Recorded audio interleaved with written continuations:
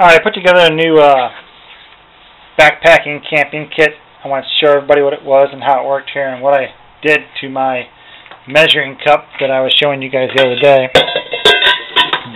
Excuse me. So this was the measuring cup that I had bought for $2.99 at Old Time Pottery. And I put together this kit with that. So I've got 2 fuel bottles in here. 2 fuel bottles that I use for a lot of things. These are my 8-ounce fuel bottles for alcohol fuel. And I use the heat for my alcohol fuel. And I've got the cut down measuring cup that I made the other day in my last video. And I've got my skillet with a carbon felt insert to keep it from getting scratched. So this skillet that I made was from a sandwich maker. I showed that in the video before that one. And this fits right in there perfectly. It's actually just a little bit on the tight side. It's scratching the outside of my pot. But I don't know if it's scratching my thing here. Not too bad. It is scratching a little bit, so I need to get a bigger piece of felt there so it fits in there nicely and isn't scratching it. But that fits right in there. Good to go. Anyways, so there's my skillet that I use. Secondary skillet. Now this is the nice part. Little egg skillet maybe with a lid built into it, and it can steam when the pot's cooking. So that's kind of nice. And then we have the handle for the flat skillet. I don't know that I need to bring 2 skillets. I may just totally eliminate bringing this since I already have this item in there. So it's just something that I was trying to see if it fit in there and how it worked with it. And then I found this, which works as a perfect lid for this pot with the thing in it or without it. So, but you can use it both ways. And then I've got a just a little towel to keep things from bouncing around. I've got a short spork that is taller than my pot, but not much taller, just enough to get to the bottom and move around. I don't know if I like the spork because then you can't get into the corners, so I may go back to a spoon. I have a spoon that's similar. I've got the pot grabber from GSI Outdoor, so I can use that to grab things with. It really comes in handy if you're using this on here and you're cooking up something on here and you want to see if that's done and if it is, move it around, because there is no handle on this little thing here, and that gets really hot, so that's why I threw that in there. And then I've got in here a windscreen made out of a leftover turkey pan that I ran through my pasta thing to smooth out. I've actually got a turkey pan left over from this year. Let me grab it real quick. Oh, never mind. It's soaking right now to get all the grease out of it. So I'm going to make another one, a couple more of these out of that turkey pan. I'll show you in a second here, but it's got water soaking in it right now. And then, of course, inside here, it's a perfect fit inside this is my Mini Bull Design squirrel cage stove with the Moab on it. Perfect stove for this type of cup because it sits perfectly flat on there and fits perfectly, a little bit of room in there on top of there. And I don't know if Tenny makes these anymore. He does make them on occasion, and if he gets enough requests, he goes and makes a batch of them. So if you're interested in this stove, you're going to have to email Tenny at Mini Bull Design and say, hey, a couple of us are looking for these. Get out and make some more. Cause nice stove, really nice stove. The hole in there shouldn't be there. I added that after the fact, just goofing around, trying to make something else.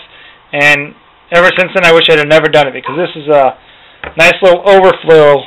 Like if you overflow, it catches in here. But with that hole in, it all runs out the hole. So one of these days, I'm going to have to patch that up and fill that hole with something.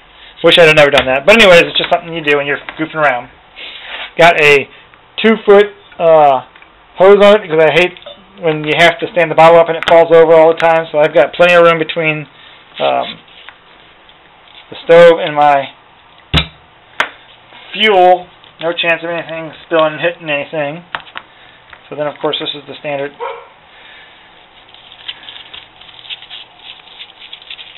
And I get a lot of questions as to why do you wrap your fuel bottles in those pot cozy looking things. Well, I don't really have a reason for that. I just do it because it looks cool, I thought. So there's really no reason. It's mostly just so that I know it's fuel and not something else. Put that on there. Put that back on there. And set my windscreen up. Got a nice little spot to boil with. Perfect height on the windscreen. And if necessary, I've got the felt here to go underneath of it. If I'm worried about something getting too hot, I can put that on the ground underneath of it. Make a little pad. Keep from burning the table or whatever I'm on. Should it get too hot. Although not too much heat travels down through this squirrel cage, so I don't have a real problem there. And that's a nice little kit. I put it in this bag because it all fits real nice in there. Keep it all together. The only thing I don't have in this kit, believe it or not, is a lighter. So I need to throw a lighter in there. Alright, here we go. Let's see, it's I got 60-degree water here. Which is actually interesting because I think that was the temperature of my basement too. So I'm going to fill the stove up.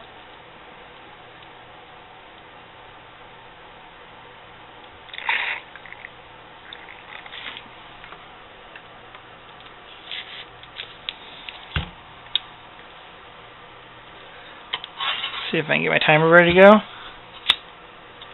Light that up. I don't know if I can put the lid on here with the thing in there, so we'll just have to keep a close eye on it. That's lit. Don't really need the windscreen, but we'll leave it on there. And this is the Moab on here.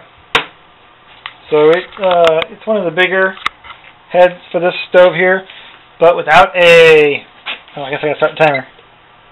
Sorry. We're a few seconds in. But actually the temperature... Oh, I was gonna say the temperature went down, but you can see the temperature in my basement, just the room temperature is like 56 degrees in my basement, so it's kind of chilly down here.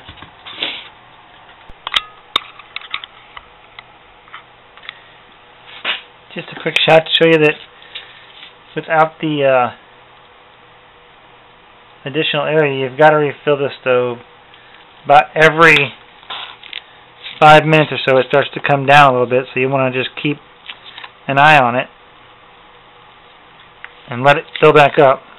Right about, oh, let's see here, 4 minutes. Can you see that? 4 minutes. Now the temperature is not being taken, but I can tell it's nowhere near a boil yet. You can hear it rumbling before it gets to a boil.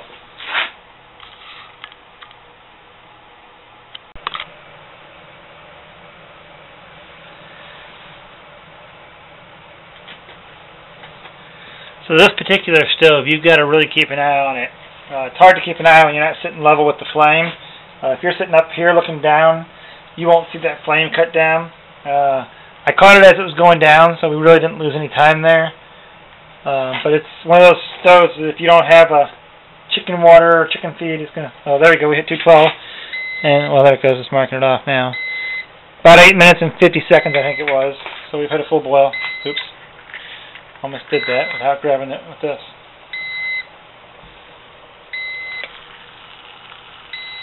And that's a neat little steam type thing. It has little slots in it there. It lets the steam roll into the skillet. So it's great for poaching an egg is what it's great for. Alright, alright.